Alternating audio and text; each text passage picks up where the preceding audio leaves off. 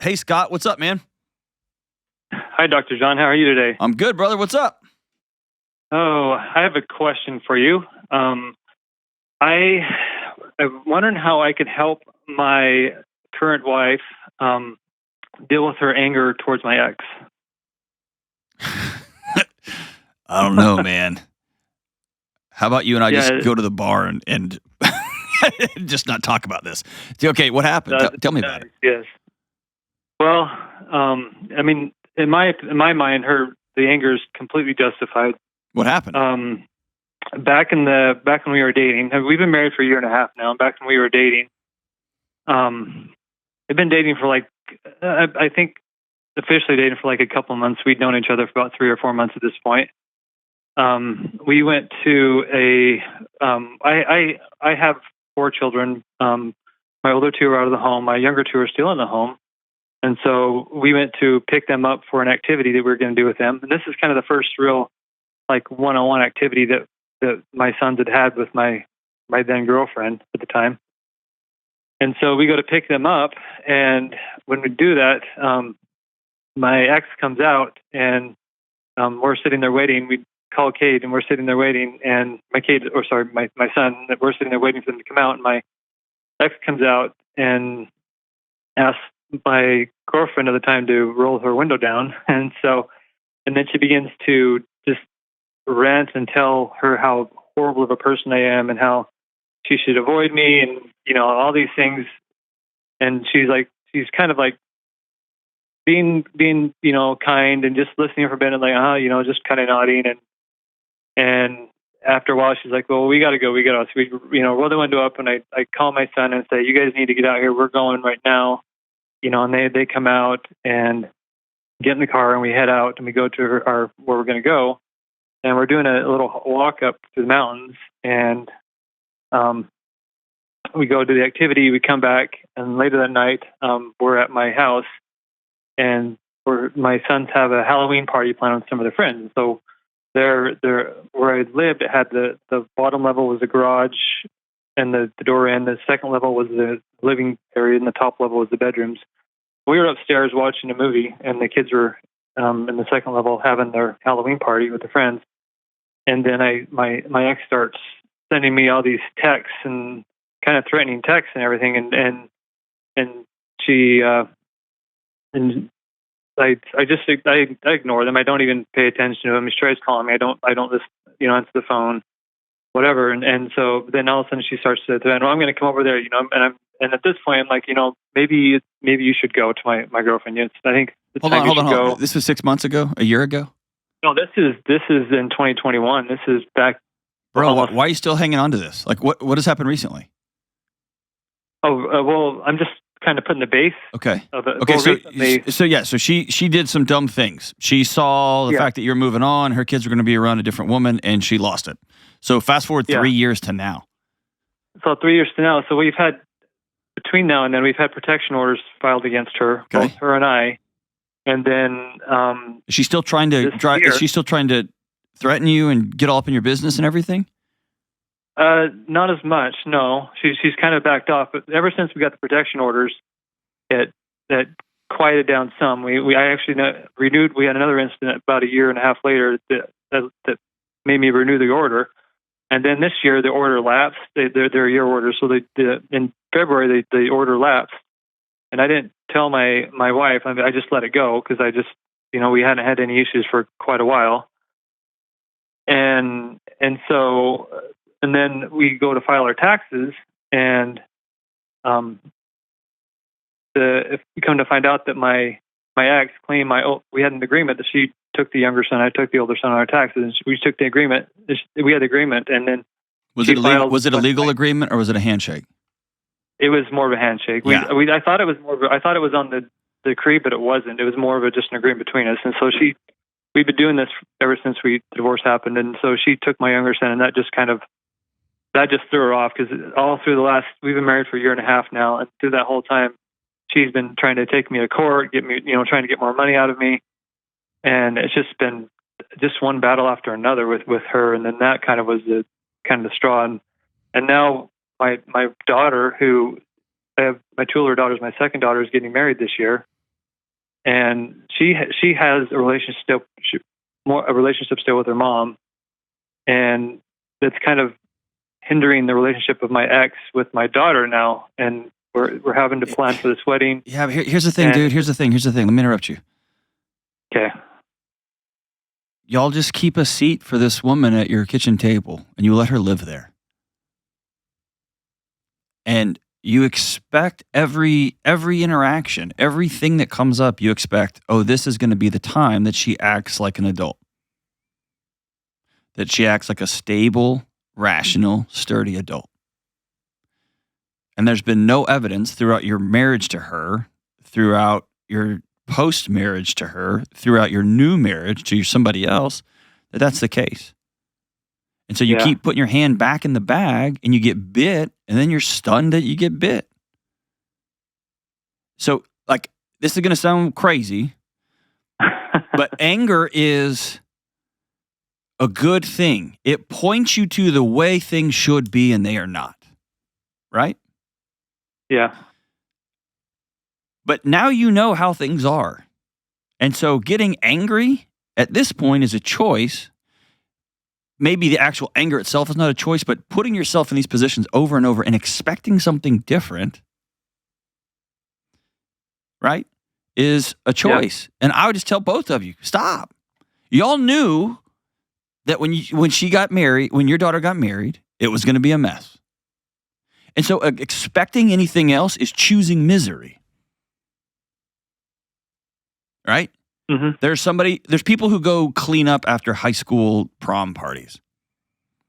And I'll never forget leaving one of those. And we didn't do a good job of keeping things clean. And there was a couple of people walking in that were so aghast because we were knuckleheaded 18-year-olds. And I'll never forget two older women, I mean, probably in their 70s. And they were laughing. And they said, every once in a while, you just got to cut loose, don't you? And that's how they walked in to clean up. Everybody had the same job to do. One person chose, or a group of people chose misery. We're going to be pissed off this whole time. I can't believe these stupid kids. And the others were laughing. Woo, those 18-year-olds must have had a good time. I remember when I used to have a good time. So I tell you that to tell you, you knew this was going to be chaotic. Yeah. You know that. And so minimize chaos, minimize the interaction, never let things lapse. If you don't have a legal thing, expect the unethical, unhinged, unkind person to be unhinged and unethical and unkind. Just be mad at yourself that you forgot or that you let it lapse and you learned your lesson, and then we're going to move on. Yeah. I'm just not giving her a seat at my table anymore. And your new wife, and I say this with all due respect, but this happens all the time. She chose to marry somebody with an ex-wife. And that comes with stuff. Even in the best of situations, I've seen some extraordinary ex-wives and new wives get along because it's for these kids. And we're adults. Good grief, we're adults. Right? I've seen it. And it's still a bit awkward because you had a honeymoon with my husband too. Right? That's always going to be weird. It just is. Right? Yes. And that's what she chose. So if she chooses misery, then that's something y'all two have to deal with. Yeah. Now, she probably didn't choose to be married to somebody who's going to lie and cheat and steal and cheat on taxes and violate handshake agreement. No, she probably didn't sign up for that, but that's what she's got. You see, and I hope I'm not making it sound too simple, but at the end of the day, you can put on your calendar, high school graduation. It's going to suck. And I wish it didn't, but it's going to because she's going to be there. Wedding. It's going to be the worst, but she's going to be there. Right? It just is. And so it's going to be the worst. We're going to plan it. We're going to get through it, and then we're going to go on with our lives. Yeah, I'm just not giving her a seat at my table. Yeah, I mean, for me, it's not, I've kind of learned to let it go, and it doesn't really bother me as much anymore. I don't believe that, because when you were retelling that story, I could hear it on you, man. Why'd y'all get divorced? Well, she was unfaithful, and I wanted to work through it still, and the pasture was greener, and so she wanted to try something different. Okay, so she broke your heart. and she blew up your picture of what your life was going to look like. And she blew up your kids' lives. And now, 5 years later, she still blames you for it, right? She does, yes. Yes, I'd be upset too. And also, you've started a new family with a new wife, right? I have. Any ounce of energy you spend thinking about the old life is an ounce of energy you're stealing from your current new life. And I just wouldn't give it to it. Yeah. Yeah, you're right. I think you're still carrying that betrayal around.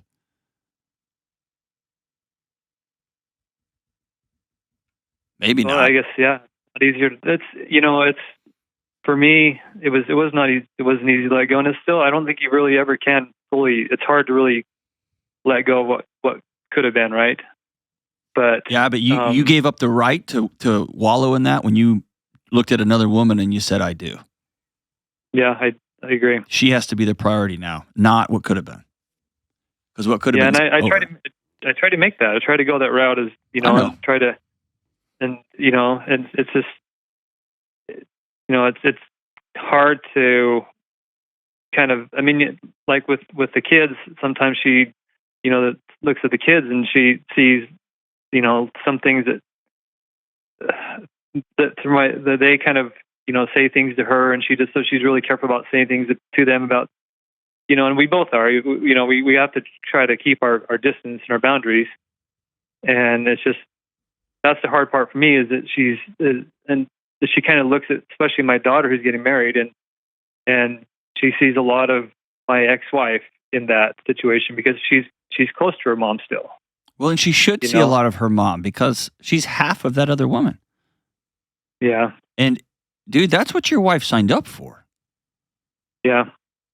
And that's not fair to put on your kid. It's not fair to put on your ex-wife. Of course. And that's her mom. Yeah. You know what I'm saying? Yeah. And it doesn't matter how unstable she was and how she blew up the family. Your daughter knows half of me is her. So if she's evil, half of me is evil too. And kids can't go there. If they do, there's a lot of dire consequences as they try to duct tape over that hole, right? Mm-hmm. And so I'm asking everybody to be mature here, but your new wife can ask things like, well, what does your mom think about that? Is your mom excited? And because here's what we don't want to do with these kids. We don't want them to feel like they have to pick a side, or every time they're kind to somebody that they're betraying the other person.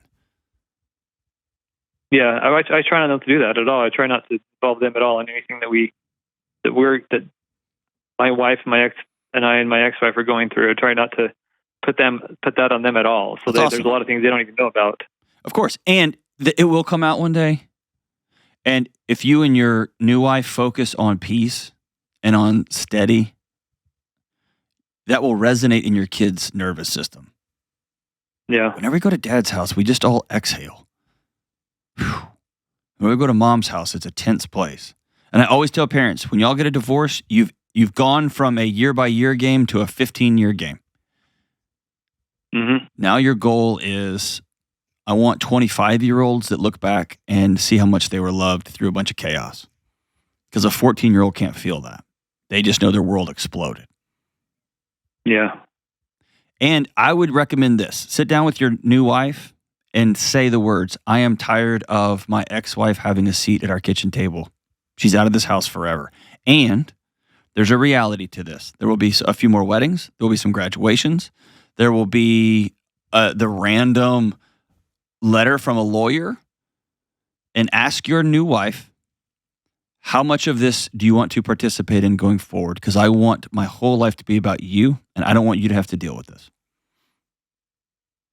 And she might say, I want to know about everything, every letter, every whatever. Then you get to say, I need you to stop choosing rage.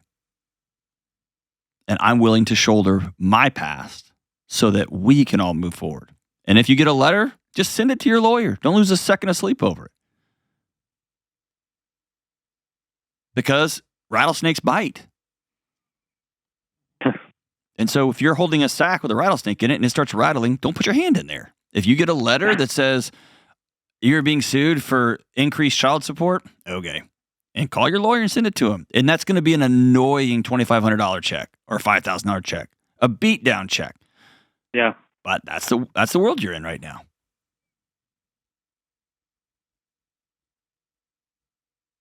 Yeah, you see what I'm saying? I'll do that. I just heard you exhale, like just whoosh. That's what I'm looking for, man. Yeah. But there's got to be something about. Here's a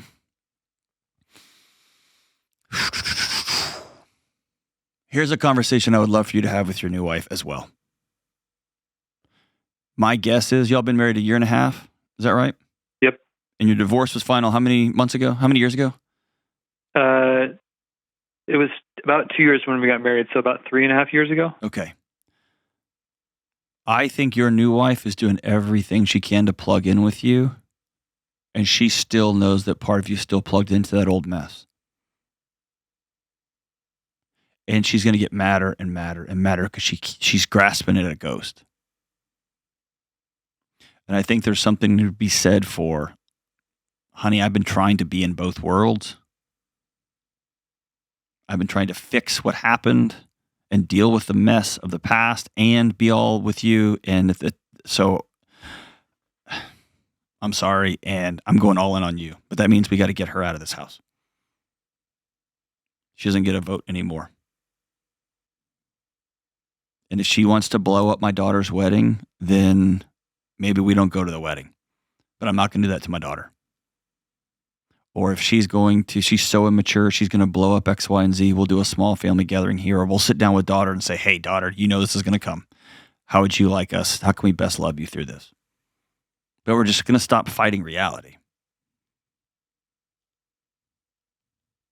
I would recommend you write a letter that God help you don't ever send it. But it's not an anger letter. It's a letter of grief. A letter of, hey, X, I'm setting you down. I'm not carrying you anymore. I don't know what I did. I don't know why. You know what happened and all those dynamics, and you can be pretty explicit about it. But I want you to get that story out of your body so you can move on with your life, because you haven't yet. You haven't grieved for that yet.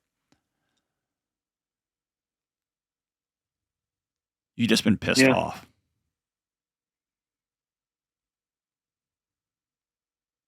And only then can you fully be vulnerable with your new wife. And by the way, that means she could hurt you too. Y'all can be like running and gunning, and 7 years from now, she could take off. That's the risk we all take when we choose to love. But until you're ready to be that vulnerable, your wife's going to always be trying to plug into an outlet that's got one of those little child protective covers over it, and she's never going to be able to fully plug in.